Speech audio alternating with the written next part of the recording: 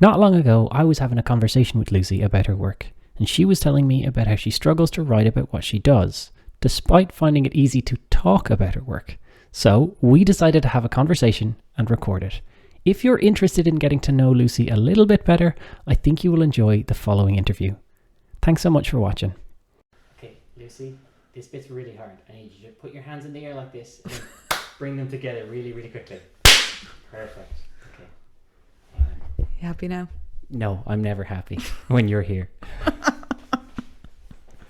Thanks so much. Yeah, no problem. I invite you to my house and then berate you. Isn't it great? Yeah, you just have to feed me. Yeah. I'll keep coming back. You're like a stray cat. Yes. Okay, before we start, tell me about the last project you did in college with me. What was it? Our final project. Yes. The one that looked like a boat but wasn't a boat because you're an idiot. Yes. I did a flying ship. Where did you get the idea for that? I've no idea. I had to make a decision with no boundaries for the first time in my life, which I found really difficult. And I had to sit down and think about what I was actually interested in, what I liked. Mm-hmm. And I liked old things. Mm-hmm. And I always was very curious about how they were built. Mm-hmm. Hence the ship. And I also like fantasy. Okay. So the flying ship was a mix of both. So once you had those constraints, you were able to sort of create something that fitted all of those constraints. Yeah. And then do you feel like, so you were saying that the most difficult thing was like the not empty page, but like the possibility of working on anything, right? Yeah. So once you actually picked your thing and you had your decision, were there any other difficult things throughout that project? It was a difficult project because I was very young and I had never pushed myself as far as I did then. It was the first time I really had to work hard. Mm-hmm. For a very long period of time without a break in order to pull it off. Mm-hmm. And the first time I had to spend money on materials. Yeah, and so and take a risk and go out on my own and make decisions. Yeah, that was and hard. Also the materials meant that if you made a mistake, they cost you money. Yeah, or that you couldn't get more on time to finish the project. Yeah. And they had to take chances in what you picked, and everything was a chance. Okay, so can you tell me about the first project that you did in, like, as a professional artist, we'll say? I suppose I qualified as a model maker, and I would split the two as in terms of what I'm doing now and what I studied and what I worked at first. I would split them as separate. So I think the first job I got as a model maker was 2 weeks work experience on Camelot. Okay. The series. So I spent many days in Ardmore blowtorching some timber to make it look old. Okay. And making Madrid tourist water bottles into old-fashioned water skins for the series that I remember. Okay. And just about the time we finished college, the recession really hit, as you know. Mm-hmm. So work was pretty scarce, and that season was the first and only season of that series, so it never came back. So I went on then to do some work, architectural model making, which I enjoyed. But then I went on to work in stop motion animation on a kids series as a set dresser, and that was my favorite job that I had. What did you what do you think you learnt most in the stop motion side of things? Like, how much did you grow? If that was your favorite thing, what was the most kind of enjoyable aspect, or where did you grow the most in that part of your career? I think I found out that I was good at it.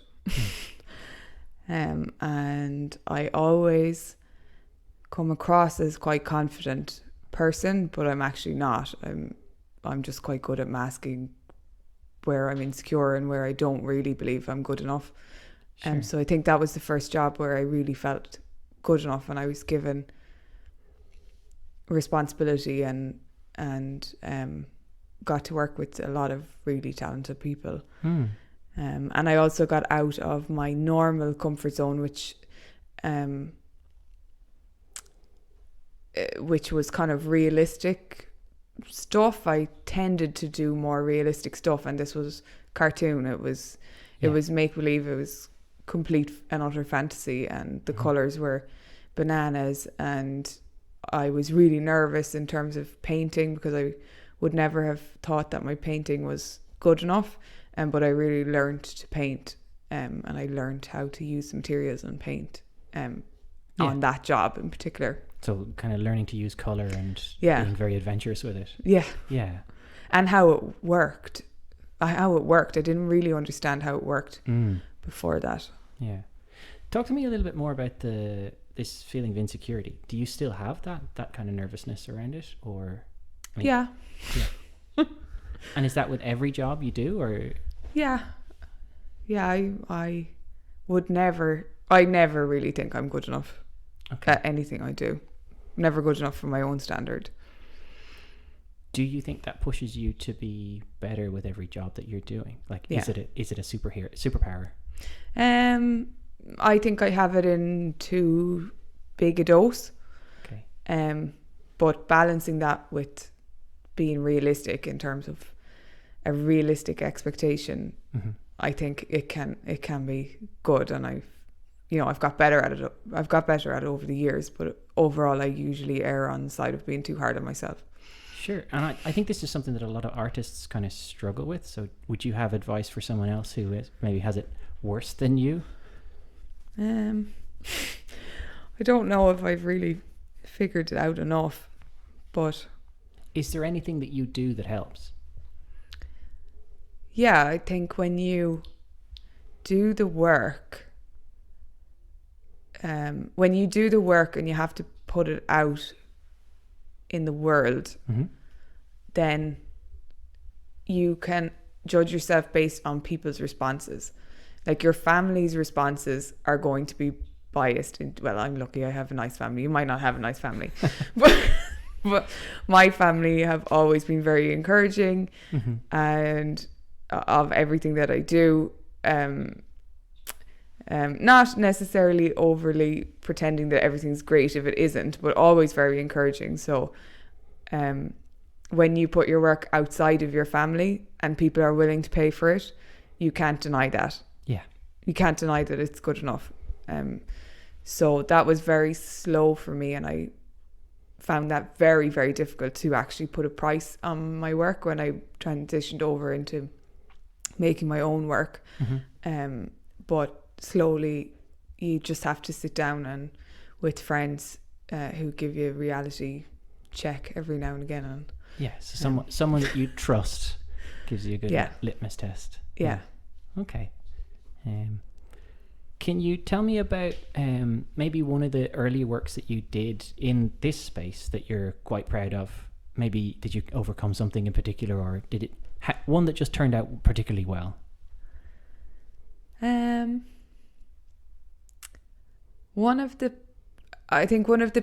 piece I was most proud of was a commissioned piece of a Spanish church for a client in Chicago.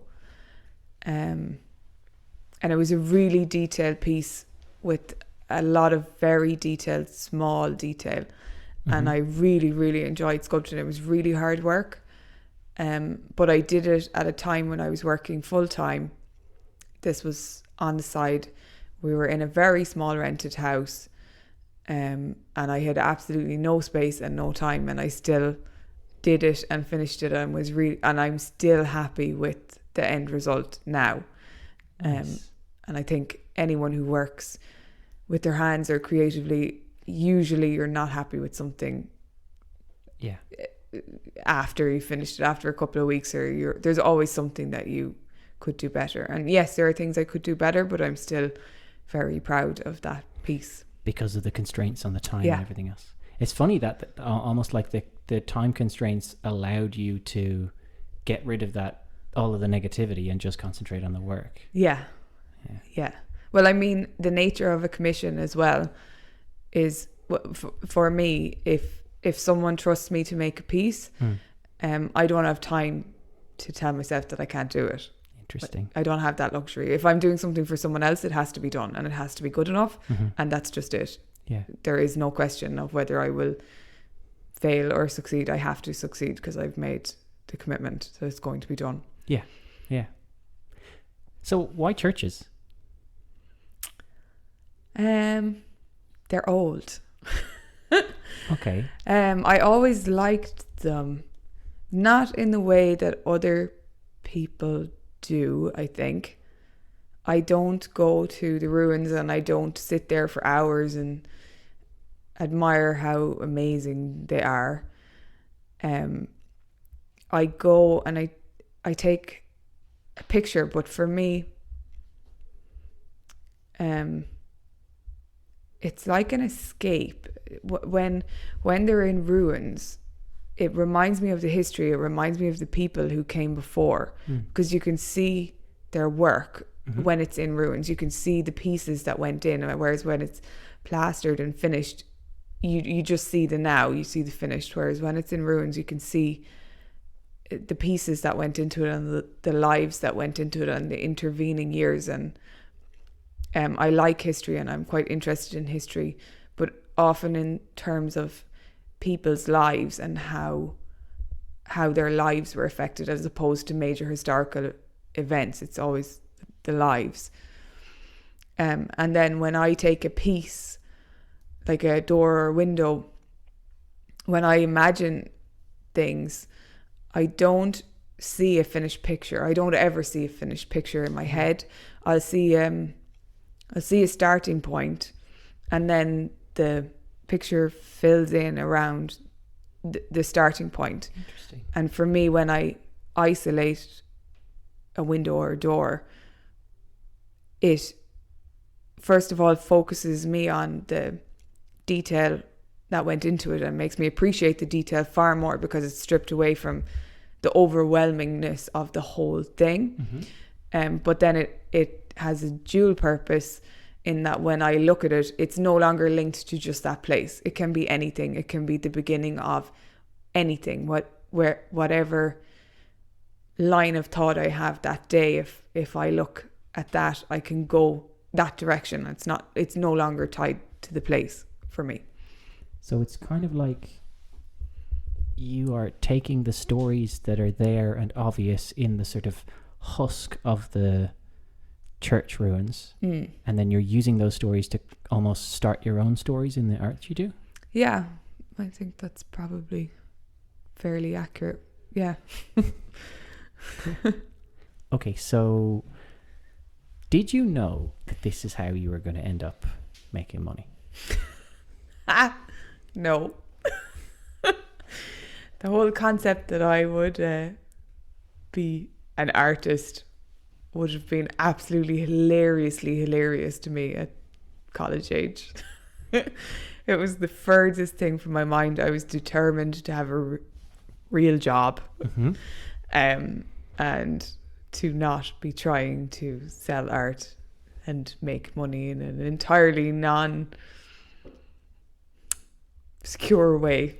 Yeah. Maybe non-traditional way? No, I have a family who would be quite arts Okay. based, but I was determined that I was going to have a real job. Okay. Whatever that meant in my head at the age of 18. But definitely wasn't an artist. So what changed? I realised that I didn't like living away from my husband, who was not my husband at the time, but I didn't like living away. Mm-hmm. We had moved together to Galway in my mid-20s for work, but all of my work involved moving from place to place for each job. And he's a normal person. It's a normal job that doesn't move every 6 to 9 months. So I knew that I wanted to move home at some point. And basically he got offered quite a good job at home. So we decided to go home. And that is to Mayo, where the film industry is non-existent. And there was no option for me to continue in what I was doing without traveling a lot, and it wasn't something I was willing to do. So I pretty much sat down with myself and knew I had to do something creative because I would go insane if I didn't. And I started thinking about what I could do, and could I paint a bit? Could I, do etchings or lino prints? And then I realized that they were all things that other people could do and had practiced at and were really good at. And why couldn't I use the skills that I had learned and developed through my training and my work to do something that I was good at? And I realized that there had to be something that I was good at, that nobody else was, just through fate and circumstance and my character and my particular skills. And I made a falcon once, and it was pretty good. But again, I was like, it's just nothing about it that was special or unique or anything. And then I just took a notion and I made a door. I made a door of an old random church in Offaly that I just liked. It was Rahan. And I sculpted it and I molded it and I cast it out and I painted it. And I showed up at home to my mum and dad with it in my hand. And we all kind of went, oh, that's actually pretty good. And I was like, yeah, it actually is. And that's where it started. I realized I'd found something that I really liked, that I was interested in, and used my particular set of skills that were unique to me. So that's where it started. Do you think that growing up in Mayo and being surrounded by a lot of this kind of history and kind of ruggedness and everything informs your artwork now? I think so. I think there's a lot of kind of fairy tale and mystery still alive, particularly in the older generations, but even still in the young.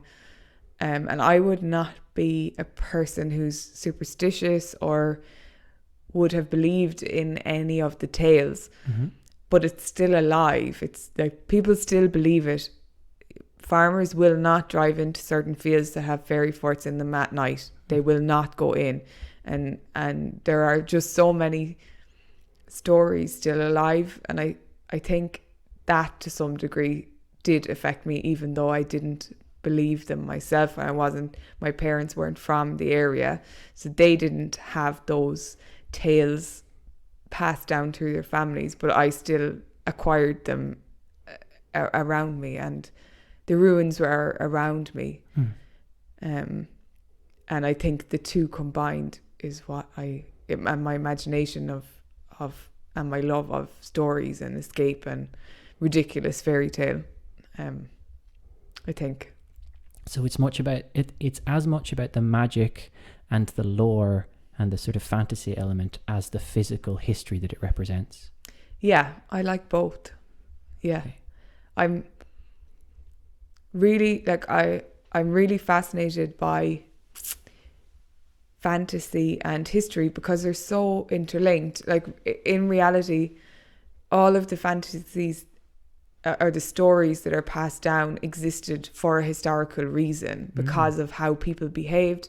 They were either teaching a lesson or were distilled versions of virtues that people found to be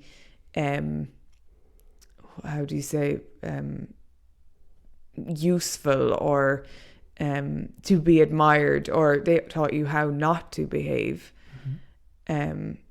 And they also explained things that didn't make sense to people at the time that we now have logic for, or science that has given us the answers. You know, there were stories there to explain the unexplainable, and the fairies were there to explain the unexplainable. And I find all of that interlinking of myth, legend, and history to be really, really interesting.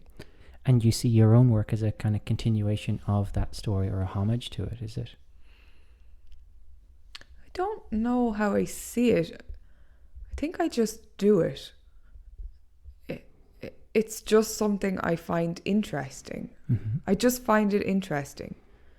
And the more I learn, in a funny way, I never understood the reason of why I did things before I had to think about it, because I just started making something that I found interesting, and then suddenly I had to start writing artist statements, and you're kind of sitting there going, well, I just like it. And then as you have to write and rewrite until you eventually get to something that you're actually comfortable standing over, you realize that of course you have a reason. Like there's a reason you're interested in anything. So I did get to a point where I had really started to understand the reason why, and then I had to suddenly stop exploring because it was going to lose its mystery for me, which was what the art is. It's an exploration of something that I haven't figured out. So if I continued to pull at the string too much, my interest in the area would go. I would almost ruin the fantasy for myself. Yeah, and that would be evident in the work. The mystery and the fantasy and the magic would go. I think so. But I do think that work I did has it already influenced my work because it started to change. Okay. You know, I've started to go more down the slightly more fantasy route, and it may not look fantasy to other people yet particularly, but the larger pieces I'm doing are more fantasy based for me, and I've also started to realize how my brain works and how I see things, because I always thought I didn't have as good an imagination as other artists I worked with. I've come across so many people who could just spew out fully formed images in seconds, and they just had hundreds of them. Like they just never stopped coming, and I just didn't have that skill. I didn't have that ability. So I just assumed that I wasn't creative like that, that I could make other people's ideas, but they needed to give me the idea. And then I realized only very recently really that I just don't see things fully formed. It's like I see more of a feeling or an emotion with a blurry image, as in like as if something's in your peripheral vision over here, but if you turn to look at it, it disappears.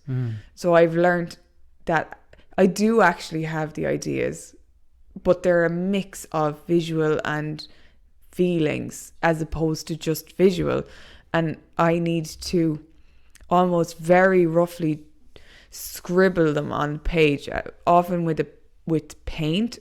With watercolors I will often just like scribble a very vague blob of the outline, and once I have an outline, it's pinned, and then I can fill in the detail because I've actually I've snapped it down on the page. It can't escape me anymore, which is a funny thing to learn at this age of my life, but it's part of your journey as an artist, right? Yeah. And maybe it's interesting to me that you talk about the lack of clarity both within your process and the kind of conscious avoidance of that clarity when you were experiencing it, like in your artist statements. So do you think that mystery feeds into kind of the power in your work? Definitely for me, and in some ways maybe it's that I hadn't come to the end of the work. I didn't feel like I had come to the end of the work. I have more to do. I had more to explore, and it was almost like you were tearing off the band-aid before we were ready. It was too early. I wasn't ready to be finished. Yeah. Yeah, maybe a bit like that. I think we got some really good stuff there. It's just after 8 and you said you were probably going to have to. So I'm going to stop recording now.